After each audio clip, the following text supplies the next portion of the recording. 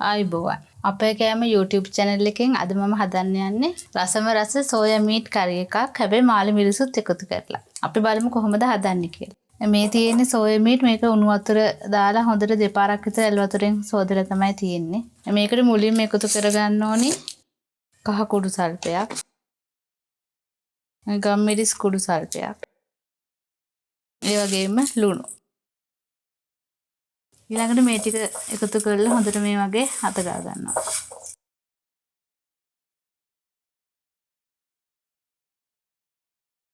මේක හදන්න මම අද පාවිච්චි කරන්නේ මැටි හට්ටියක්. මේ හට්ටිය ලිපෙන් තියලා මේක තෙත හිඳුනාට පස්සේ අපි පොල් තෙල් එකතු කර ගන්නවා. තෙල් එක රත් වෙලා තියෙන්නේ. මුලින්ම එකතු කර ගන්නවා සුදු ලුණු. ඊළඟට ලුණු.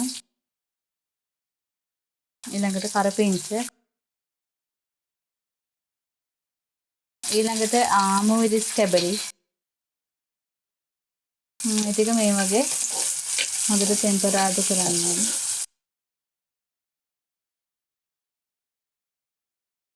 ඊළඟට මේ වගේ කුණුදු පොතු කැබැල්ලක්. මේ වෙලාවේ දැන් හොඳට මේක ටෙම්පරාදු වෙලා හොඳ සුවඳක් එනවා.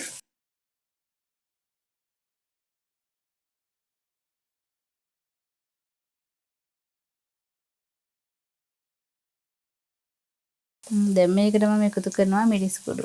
ඔයගොල්ලෝ වැඩි සැර කන කැමති නැත්නම් පොඩ්ඩක් වෙන්න එකතු කරගන්න.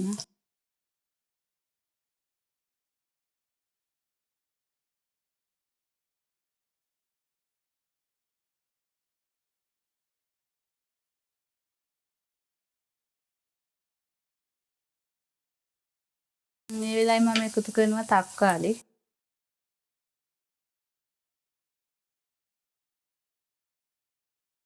දැන් මම මේ වෙලේ එකතු කරනවා අපි කලින් හදාගත්තු සෝයා මීට් මිශ්‍රණය. මේ වගේ දැන් මේක හොඳට මේ වගේ කලවම් කරන්න ඕනේ.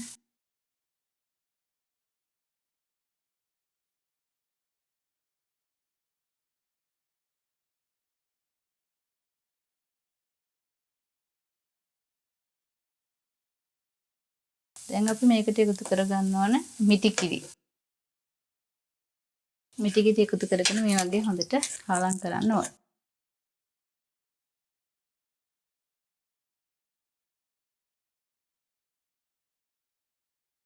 දැන් අපි මේක වහලා ටික වෙලාවක් තියෙන්න දෙමු. මේ තියෙන විනාඩි 2කට විතර පස්සේ ඒකලා මිටි කිරි යොදපු නිසා දැන් සැරින් සැරේට මේ වගේ හැඳි ගන්න වෙනවා නැත්තම් කිරි කැට ගැහෙන්න බලනවා. දැන් මම මේ වෙලාවේදී අපේ මාළු මිරිස් ටිකත් එකතු කර ගන්නවා. මම මුලින්ම එකතු කරගත්තේ නැත්තේ එකතු කරාම මාළු මිරිස් තැඹිලා වැඩි වෙනවා. දැන් අපි මාළු මිරිස් ටික එකතු කරගමු. මේ වගේ පොඩියට කපපු මාළු මිරිස් ටික එකතු කරගත්තා.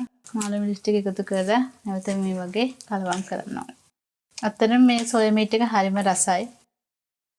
කිසිම රසකාරක වර්ගයක් මම පාවිච්චි කරලා නැහැ. ස්වාභාවික කුළු බඩු විතරයි පාවිච්චි කරලා තියෙන්නේ. මේ වගේ අලුත් කෑම වර්ග හදන විදිය ගැන දැනගන්න ඔයගොල්ලෝ අපේ කෑම YouTube channel එක subscribe කරලා තියාගන්න. දැන් අපි ටික වෙලාවක් මේක වහලා තියමු. මේ තව විනාඩියකට විතර පස්සේ තමයි මම මේ අරින්නේ. මේ වෙලේ මාළු මිරිස් බාගට තැම්බිලා තියෙන්නේ. ඔයගොල්ලන්ට මේකේ හොදි ගතිය නැතුව හදා ගන්න ඕනේ නම් හොඳට මේක හිඳෙන්න දෙන්න ඕනි. මේ වගේ වත් සැරින් සැරේට හිඳි ගාමින්. එහෙම නැත්නම් මේ වෙලේදී වුණත් අපිට හොඳට ග්‍රේවි එක ඕනි නම් මේ වෙලාවෙදී වුණත් ඇත්තටම බාන්න පුළුවන්. මාළු මිරිස් ගොඩක්ම තැම්බෙන්න අවශ්‍ය නැහැ. ඇත්තටම මේ වෙලේ ගොඩක් හොඳ සුවඳක් එනවා මාළු මිරිස් සහ සෝයා දෙකට එකතු වුණාට පස්සේ. ඒ වගේම ලස්සන පාටකුත් තියෙනවා ඔයගොල්ලන්ට පේනවා. දැන් බලන්න ලුණු ඇතිද කියලා. ලුණු මදි නම් මෙතෙන්දී දාන්න පුළුවන්. මගේ සෝයා මීට් කරි එකට නම් ලුණු ඇති. අදි නම් මේ වෙලාවෙදී එකතු කරගන්න පුළුවන්.